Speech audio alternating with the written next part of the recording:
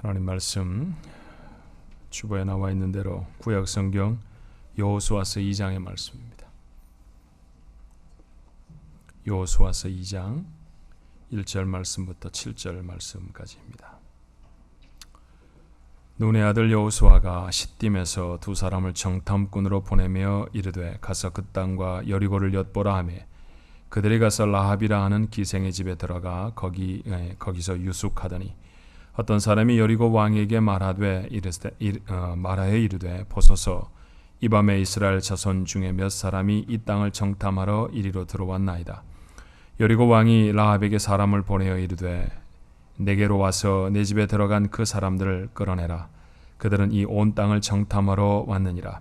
그 여인이 그 두 사람을 이미 숨긴지라. 이르되 과연 그 사람들이 내게 왔었으나 그들이 어디에서 왔는지 나는 알지 못하였고 그 사람들이 어두워 성문을 닫을 때쯤 되어 나갔으니 어디로 갔는지 내가 알지 못하나 급히 따라가라. 그리하면 그들을 따라 잡으리라 하였으나 그가 이미 그들을 이끌고 지붕에 올라가서 그 지붕에 버려놓은 3대에 숨겼더라. 그 사람들은 요단 나루터까지 그들을 쫓아갔고 그들을 뒤쫓는 자들이 나가자 곧 성문을 닫았더라. 아멘.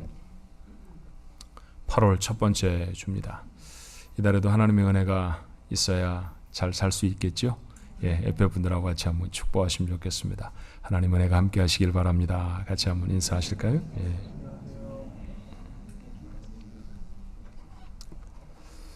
때때로 어렵고 힘든 일들을 당해도 우리 하나님 도우셔서 이 한달에도 하나님의 크신 은혜가 여러분과 함께 하시기를 주님의 이름으로 축원합니다.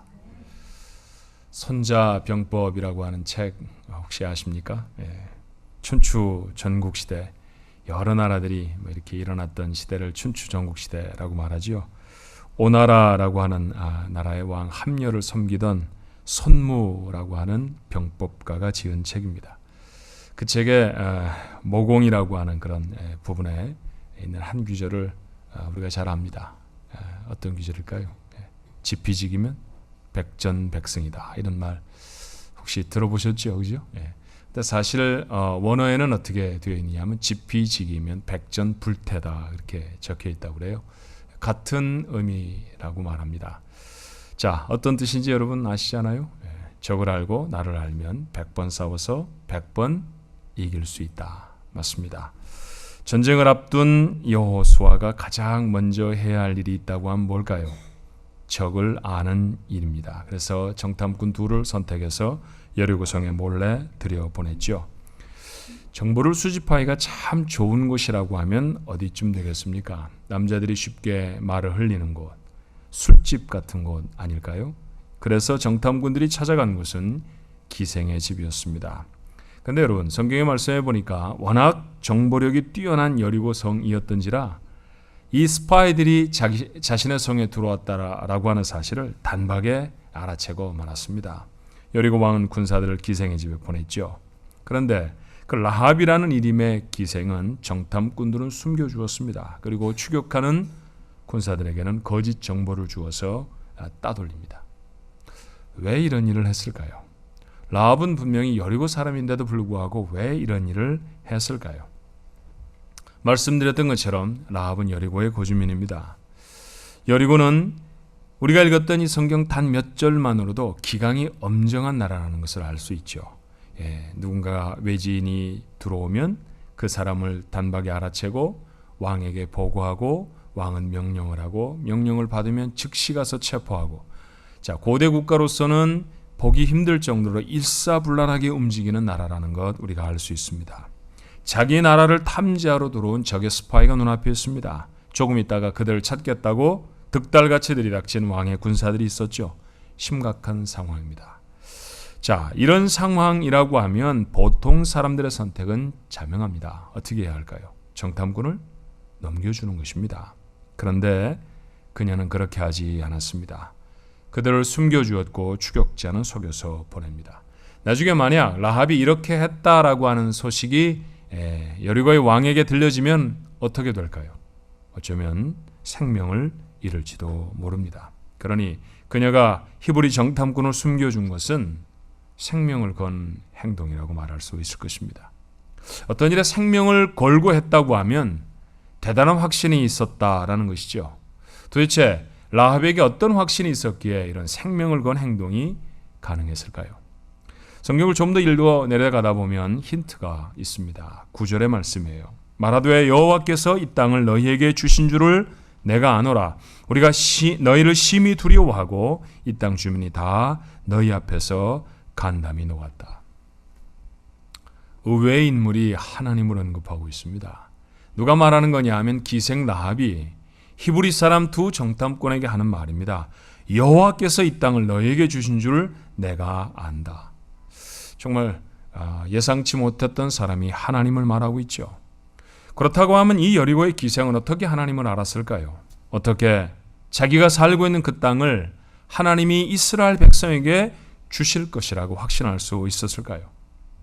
그러나 아마 중동 지방의 톱 뉴스 한 자락을 들었는지 모르겠습니다.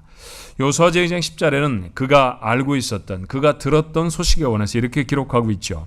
이는 너희가 애굽에서 나올 때 여호와께서 너희 앞에서 홍해 물을 마르게 하신 일과 너희가 요단 저쪽에 있는 아모리 사람의 두 왕 시혼과 옥에게 행한 일, 곧 그들을 전멸시킨 일을 우리가 들었음이니라. 자, 40년 전의 사건입니다. 홍해가 갈라졌던 일이죠. 그 자신들이 알기에도 그렇게 쉽게 마를 수 있는 그런 바다가 아닙니다. 그런데 그 강이 그의 표현대로 말하면 말랐다라는 것이에요. 아모리 사람의 왕들과 싸울 때 이제 광야를 유리방황하던 저 히브리 사람이라는 사람들 다 죽었다, 다 전멸할 것이다. 아마도 중동 지방의 사람들 그렇게 생각했던 모양입니다. 그런데 놀랍게 승리를 했습니다. 깜짝 놀랄 만한 뉴스였습니다. 그런데 여러분, 오늘 라합이 표현하는 대로 말하면 홍해 바다가 저절로 갈라졌다고 말하지 않습니다. 너희들이 열심히 용감하게 싸워서 전쟁에 승리했다고 말하지 않죠. 이것이 하나님이 그들에게 해주신 일이었다고 확신합니다. 그녀의 믿음이 범상치 않죠. 한 절 더 내려가 11절의 말씀에 보면 그는 이렇게 하나님을 고백합니다. 너희의 하나님 여호와는 위로는 하늘에서도 아래로는 땅에서도 하나님이시니라. 하나님이 제일 크다는 말입니다. 하나님이 최고라는 얘기입니다. 그러니 그 하나님이 작정하셨다고 하면 이 땅도 너에게 주실 것이라고 하는 것이죠. 그래서 그녀는 아무리 여리고성이 방비를 잘해도 굳게 성문을 닫아 걸고 정탐꾼들이 오는지 안 오는지 아무리 열심히 탐지를 해도 그래도 이길 수 없다. 하나님을 이길 수 없다라는 사실을 알았습니다. 그래서 라합이 결정한 것은 무엇이었나요? 하나님 반대편에 서는 것이 아니라, 하나님을 막아서는 소용없는 짓을 하는 것이 아니라 하나님 편에 서기로 하는 것이죠. 놀랄 만한 일 아닙니까? 여러분, 무엇이 참으로 놀랄 만한 일인가요? 제가 깜짝 놀랄 만한 것은 그녀가 하나님에 대해서 많은 것을 알고 있었던 여자가 아니었다는 사실입니다. 오늘 성경의 말씀에 보니 그녀는 이스라엘과 하나님과 관련된 사건 딱 두 가지밖에 몰랐습니다. 그런데 그 작은 사건으로 그녀는 하나님을 압니다. 그렇게 안 하나님을 생명을 걸고 믿었습니다. 말씀에 생명을 건 믿음이죠. 그리고 이런 믿음은 행동으로 나타나지 않을 수 없습니다. 그러니 라합이 가진 믿음을 규정한다고 하면 행동하는 믿음이라고 할 것입니다. 라합에게서 배우는 중요한 교훈이 하나가 있습니다. 뭘까요? 많이 아는 것보다 중요한 것은 분명하게 믿는 것입니다. 어떤 사람이 가진 믿음이 분명한지 분명하지 않은지는 그가 하는 행동이 어떤가 보면 알게 되어집니다. 여러분도 대부분 다 옛날에 어떤 분이 지금 경험하고 계시는 에피소드 하나가 있을 것 같아요. 아이들을 키우다 보면 아이가 아빠나 엄마하고 꼭 하고 싶어하는 장난 하나가 있습니다. 그건 뭐냐 하면 침대 모서리에 서서 아빠한테 뒤로 가라고 그러고 뛰는 거죠. 참 여러 번 했었습니다. 여러분 지금 혹시 하시는 분들도 계시고 하려고 준비하는 분들도 계시고, 맞아, 그런 일이 있었지. 한 4살, 5살쯤 되었을까요, 우리 아이가? 침대 모서리에 서더니 제가 막 들어와서 옷을 갈아입으려고 하는데 아빠 뒤로 가라는 거예요. 제가 생각할 때 좀 멀다 싶은데 괜찮다는 거예요. 뒤로 가라는 거예요. 저는 괜찮을지 몰라도 저는 안 괜찮거든요. 지금 그 녀석을 받아야 하는 그런 아주 중차대한 그 사명이 저한테 있잖아요. 뛰어봐 그랬더니 아니래요. 좀 더 가래요. 그래서 제가 사뭇 먼 거리로 물러섰습니다. 그랬더니요, 발을 힘차게 굴러갖고 제 품에 뛰어드는 거예요. 제가 얼마나 깜짝 놀랐는지 모릅니다. 그 아이가 저한테까지 날아올 수 있다라는 것 때문에 놀란 것이 아니었습니다. 어느 날 갑자기 제 가슴이 먹먹해지도록 저를 깜짝 놀라게 한 것은 그 아이가 4살, 5살밖에 안 됐을 때거든요. 아, 이 사람이 내 아빠야, 믿을만해 라고 생각하게 된 것은 불과 2, 3년밖에 안 될 것입니다. 그런데 그 2, 3년밖에 경험하지 못한 아빠에게 어쩌면 이렇게 자기를 다 맡기고 뛰어들 수 있을까요? 놀라운 일입니다. 여러분은 어떠신가요? 예수를 믿어오신 지 얼마나 되셨습니까? 교회 문턱을 넘어 다니신 지 얼마나 되셨습니까? 제가 알기에 2, 3년은 다 넘으신 것 같으네요. 그런데 여러분의 아이들처럼, 여러분의 아이들이 여러분을 신뢰해 주는 것처럼 여러분이 아버지라고 부르시는 그 하나님을 그렇게 신뢰하고 계십니까? 아무것도 막아설 것이 없이 그 아버지만 계시면 나를 당연히 받아줄 거야. 아무리 먼 거리라 할지라도, 아무리 그분이 피곤해도, 내가 아무리 부족하게 달려들어도 반드시 떨어뜨리지 않고 붙들어 주실 거야. 그런 믿음이 여러분에게 있습니까? 그 믿음이 있어야 합니다. 그 믿음이 우리를 세워내는 믿음이어야 할 것입니다. 라합이 가졌던 믿음은 그런 믿음이었죠. 그런데 그 믿음은 자기만 살려내는 일로 그치지 않습니다. 자신도 주변의 사람도 살리죠. 여호수아서 6장 25절의 말씀에 보면 이 사건이 어떻게 진행되었는지를 이렇게 보도합니다. 여호수아가 기생 라합과 그의 아버지의 가족과 그에게 속한 모든 것을 살렸으므로 그가 오늘까지 이스라엘 중에 거주하였으니 이는 여호수아가 여리고를 정탐하려고 보낸 사자들을 숨겼음이었더라. 너무나 분명하게 기록하잖아요. 여리고성은 결국 이스라엘 백성의 손에 멸망하고 맙니다. 다 죽었습니다. 다 무너졌습니다. 살아난 유일한 가족은 라합의 가족들이었습니다. 이유가 무엇일까요? 그가 믿음으로 하나님을 붙들었기 때문입니다. 자기만 살아난 것이 아니었습니다. 자기와 자기가 아는 자신의 가족들도 다 살아납니다. 이게 우리의 믿음이어야 할 줄로 믿습니다. 나 하나가 말씀에 생명을 걸고 삶으로 증거할 수 있는 믿음의 삶을 살아갈 수 있다고 하면 나로 인해서 내가 사랑하는 사람들도 살리게 될 줄로 믿습니다. 거기서 멈추지 않지요. 행동하는 믿음의 축복은 가족을 살려내는 것으로 끝나지 않았습니다. 신약 성경을 훌쩍 건너오면 이런 기록을 볼 수 있습니다. 마태복음 1장 5절로 6절의 말씀입니다. 살몬은 라합에게서 보아스를 낳고, 그 베들레헴에 부유했던 보아스가 바로 라합의 아들이었던 것이에요. 보아스는 룻에게서 오벳을 낳았습니다. 오벳은 이새를 낳고 이새는 다윗 왕을 낳습니다.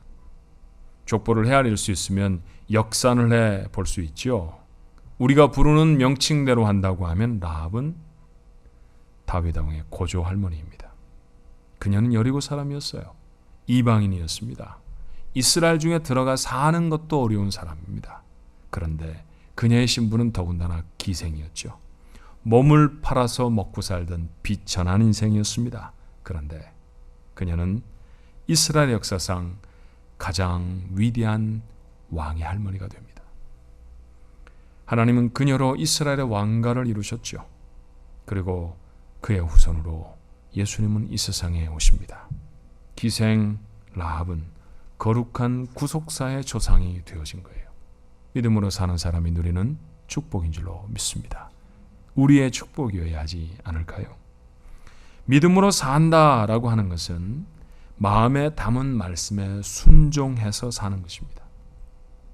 용서해라 라고 말씀하시면 억울해도 용서하는 것이죠. 사랑해라 라고 말씀하시면 사랑할 수 없는 이유를 1000가지도 더 대할 수 있지만 사랑하는 것입니다. 가라 하시면 머무르고 싶지만 보따리를 챙기는 것이 믿음의 사람의 모습이고요. 멈추라 하고 하시면 아무리 더 가고 싶어도 멈추는 것입니다. 달라 하시면 생명까지 드리는 것, 그게 믿음으로 사는 사람의 모습입니다. 다시 확인하시지 않겠습니까? 많은 말씀을 마음에 담는 것도 중요합니다만 담겨진 한마디의 음성에 순종하는 것, 그게 훨씬 더 중요합니다. 하나님이 여러분에게 하시는 말씀은 뭘까요? 그 말씀에 순종하십시오. 라합이 받았던 복을 구경하는 사람이 아니라 누리는 사람이 될 줄로 믿습니다. 여호수아서 1장을 지난주에 살펴보았잖아요. 하나님은 여호수아에게 말씀하셨습니다. 여호수아가 도대체 어떤 사람입니까? 한 민족의 지도자이죠. 왕 같은 권세가 있는 사람입니다. 왕 세우기 전에 여호수아는 왕이 누릴 수 있는 권세보다도 더 큰 권세를 가지고 있습니다. 이스라엘의 백성을 한 200만 명쯤 추산을 한다고 하면 그 200만 명의 사람 중에 여호수아보다 큰 사람이 없습니다. 같은 하나님이 오늘 본문 여호수아서 2장의 말씀에 보면 여리고성의 기생 라합에게 말씀하십니다. 라합이라는 이름이 성경에 몇 차례 등장하는데 그 중에 절반 정도는 앞에 꼭 기생이라고 적습니다. 그러니 그가 기생이라는 건 모두가 다 압니다. 사실 한국말 기생이라는 표현과 영어 성경의 prostitute라는 말은 조금 뉘앙스가 달라요.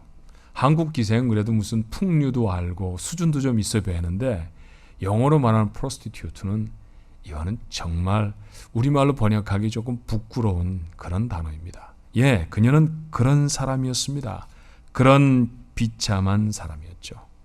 그런데 하나님은 말씀을 통해서 이스라엘의 지도자였던 여호수아에게도 은혜를 베푸셨고 하나님은 똑같은 말씀을 통해 기생이었던 라합에게도 은혜를 베푸십니다. 하나님의 은혜는 차별이 없습니다.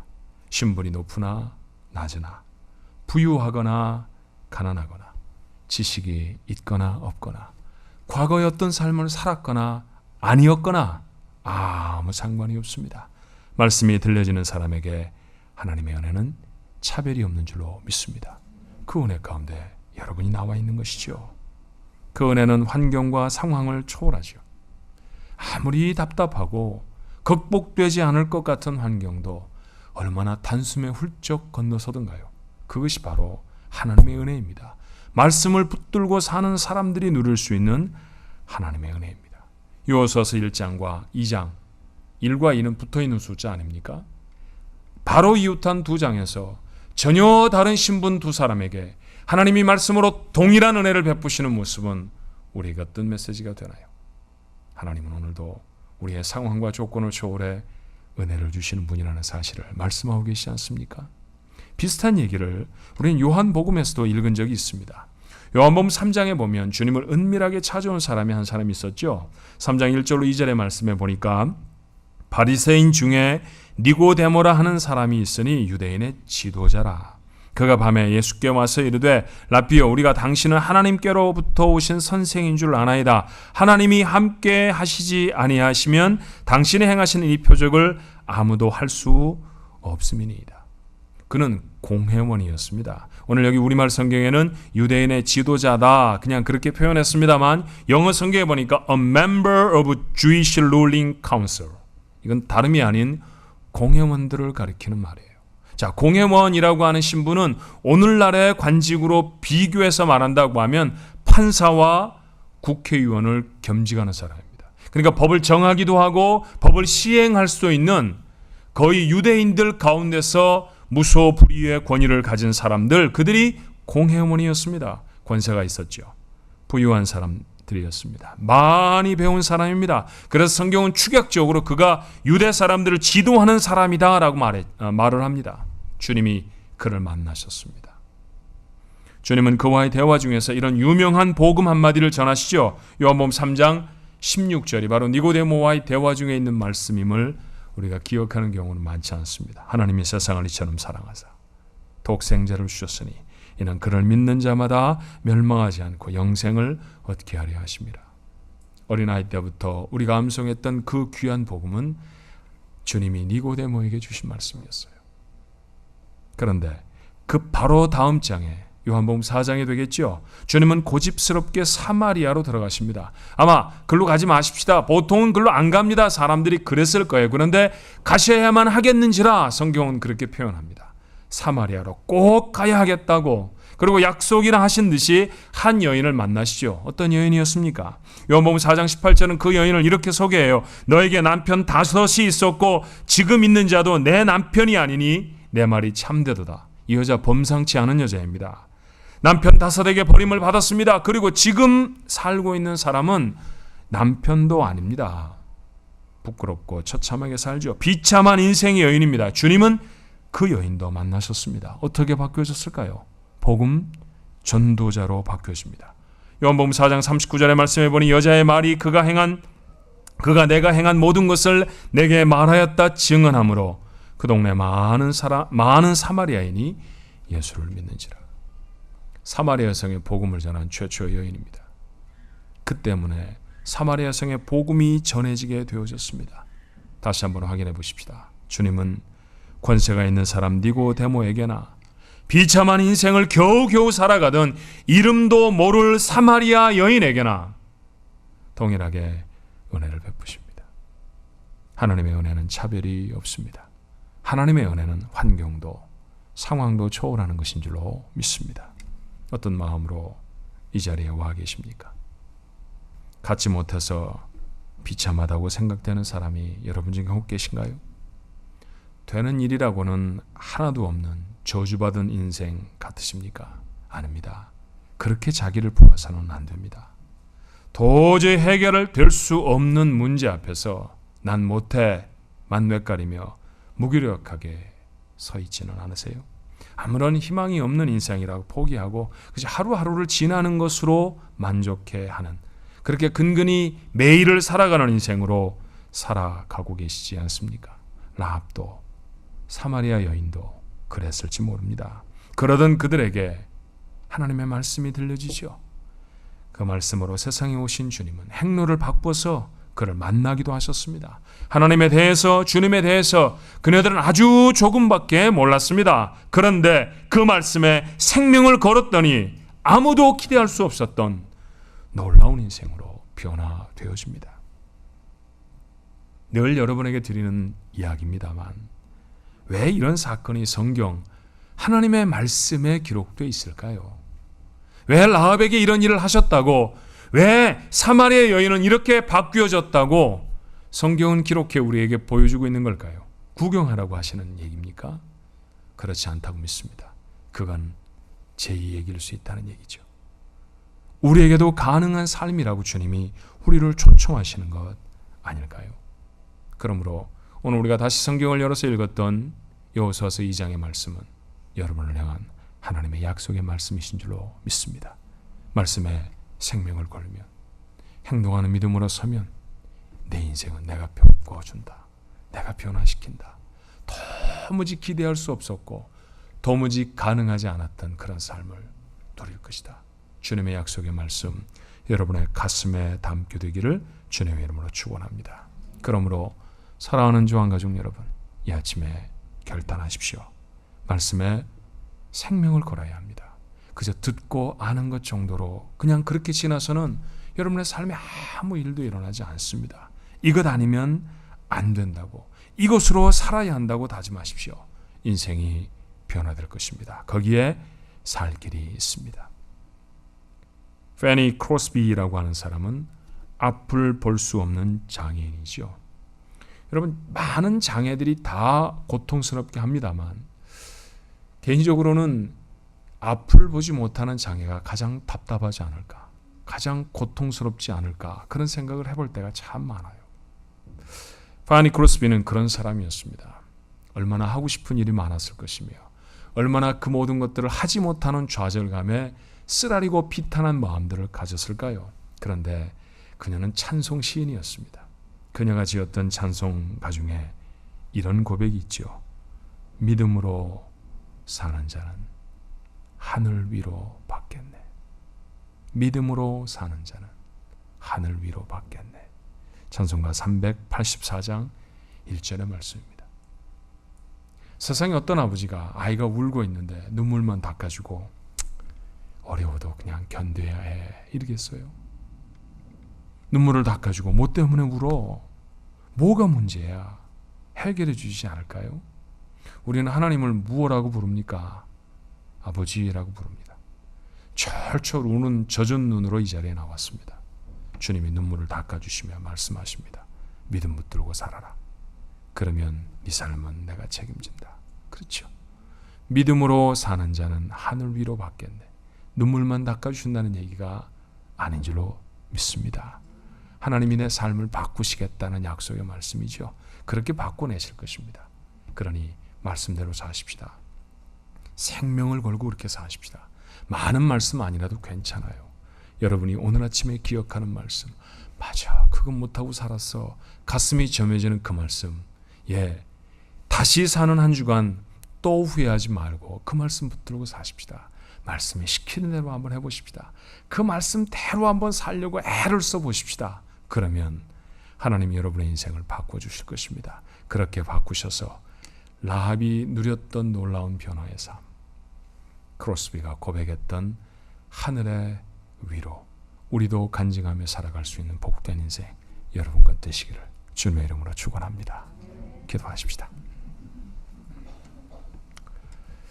늘 도우시겠다고 말씀하시고 늘 바꾸시겠다고 말씀하시는데 누리지 못하고 삶에 경험하지 못하는 까닭은 말씀을 그저 듣기만 했었습니다. 아는 말씀은 참 많습니다. 교회 문턱 수십 년 넘어 다녔습니다. 그런데 4살배기 아이가 나를 믿는 것처럼도 내가 아버지라고 부르는 하나님을 믿지를 못합니다. 이게 저희들이 가지고 있는 믿음의 천박함입니다. 주님, 저희를 용서해 주시고 오늘 이 아침에 새 힘을 주시어서 들은 소식이라고는 홍해를 가르셨던 소식, 왕들과 싸워서 이겼다는 소식 단 2가지였는데 그것에 생명을 걸어버린 라합, 그 용감한 여인, 그 행동하는 믿음의 사람, 우리의 모습 되게 해 주시옵소서. 그래서 우리도 우리 인생이 나만 사는 것 아니라 내 주변의 사람도 다 살려내고 주님 때문에 거룩하고 높여지는 인생 되게 해 주옵소서. 어떻게 왕가를 이룰 사람일 수 있겠습니까? 어떻게 거룩하게 인생을 구원하시고 세상을 구원하실 주님이 힘을 입어 오실 그 족복 가운데 기록될 이름이었겠습니까? 라합은 기대하지도 못했습니다. 그런데 믿음의 생명을 걸었더니 기대할 수도 없었던 인생이 자기 것이 되었습니다. 오늘 이 아침에 주 앞에 나온 사랑하는 성도들도 자신의 가슴 속에 담겨있는 말씀에 생명을 걸게 하옵소서. 도저히 가능하지 않을 것처럼 보였던 인생이 저들것이 되게 하실 줄로 믿습니다. 그래서 우리도 라합처럼 사마리아 여인처럼 파니 크로스비처럼 그렇게 하나님을 높이며 고백할 수 있는 인생을 살아가게 하여 주시옵소서. 다짐한 저들과 성령님 함께 하셔서 반드시 이 놀라운 일을 이룰 수 있게 역사하옵소서. 예수님 이름으로 간절히 기도하옵나이다. 아멘.